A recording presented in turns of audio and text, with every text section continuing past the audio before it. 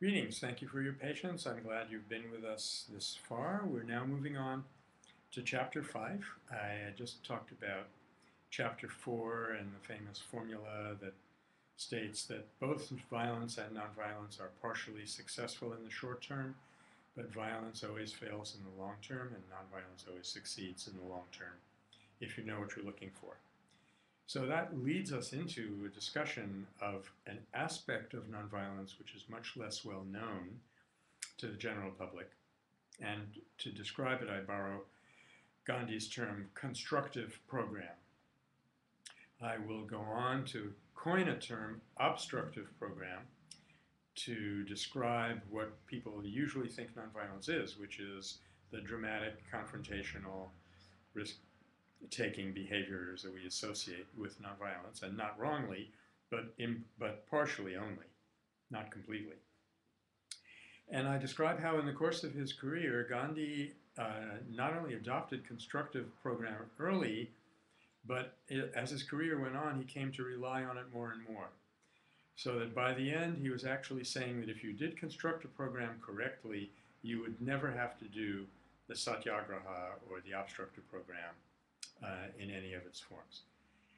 And I talk about the inherent reason for that because, after all, nonviolence is a positive force.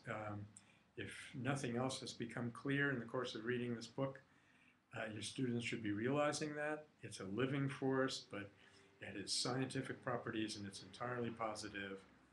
It's restorative and healing and constructive wherever it's used. So obviously, constructive program would kind of suit it better and bring out the inherent energies in nonviolence better than the obstructive part, even though when you do obstructive program correctly, when you do satyagraha correctly, you are doing it for the welfare of the opponent. But it may not look like that because you have to block the opponent's agenda. So in constructive program, instead of demanding that the opponent do something for you, you do it for yourself. Instead of blocking something or destroying something, thwarting someone, you're building, you're creating. Instead of waiting until you've been challenged by the opponent and you have to be reactive, you're coming up with this scheme on your own. You're being proactive and you can carry it out. Ideally, it's something that you can carry out every single day. And it has many, many strategic advantages. It helps to keep movements going when otherwise they would be falling apart. To demonstrate how powerful this can be, I talk about an insight that I got while I was teaching at University of California, Berkeley, from a very good friend of mine, Mubarak Awad, who was one of the instigators, leaders of the first Intifada in Palestine, where he showed that the youth in Palestine who got involved in the nonviolent movement there, which was partly boycotting and partly obstructive in that sense, but largely constructive, they actually dropped all of their substance abusive behaviors. So here are people who, had addictions to pretty hard stuff, and this stuff dropped away from them when they became engaged in the nonviolent action. And I'm going to, so to speak, milk that for all it's worth.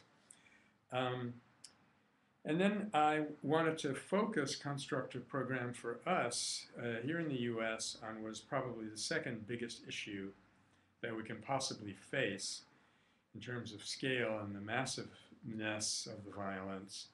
But it's even, in a sense, more accessible than the biggest issue. The biggest issue is war, and we're getting up to that in a chapter or two. But the issue that I focus on here is crime and how to deal with crime. And point out that, if many times your students will never have heard of this, the present criminal system is based on retribution. It's called retributive justice. There is a whole other basis on which the treatment of criminality can be based, and that we call restorative justice.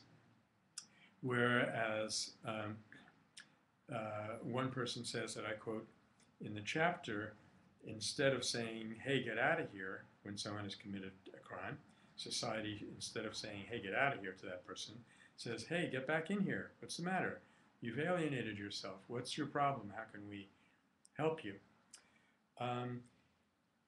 And then finally, through this, the lens of this issue, restorative justice and the enormity of crime in this very affluent country of ours, we dig down to the root cause of it, which is no surprise to anyone who's been reading this book, because the root cause is our very, very toxic cultural conditioning. And that's going to lead us into chapter 6, where I discuss a constructive program for us in modern America. But constructive program and the emphasis on it is kind of a signature for the way that I approach nonviolence. It distinguishes me from a lot of people who work in the field and a lot of activists. But I cling to this because I honestly believe that the discovery of constructive program could add tremendous power to nonviolent reform. Now, there's one discovery that I made after writing this chapter, and that is the realization that almost all the movements that have taken place since, say, Martin Luther King have been very strongly constructive or very strongly obstructive, but they never had that magic formula that Gandhi had of being able to do either one, whichever was appropriate at the given time. So we have the landless workers movement in Brazil, fabulous constructive program reconstructing their whole society with their own health care and educational systems and food. It's like a model new world. But when they're attacked by the landlords or the thugs or the paramilitaries or the police, they do not know what to do. And on the other hand, we have something like the Otpor uprising in Serbia, which was fabulously obstructive, got a dictator out of power, as I just told you, but then they didn't know what to do with the country once they had liberated it, got it into their hands. So what I've been saying of late is that if we had a movement where both dimensions or both wings could be brought into play, and if we had enough strategic savvy to know when to do which, we could multiply the power of nonviolence by a quantum level. Okay, so you won't find that last observation in the book, but it comes naturally from the book, and constructive program is very, very eye-opening, even though it's less dramatic for students. Thanks a lot.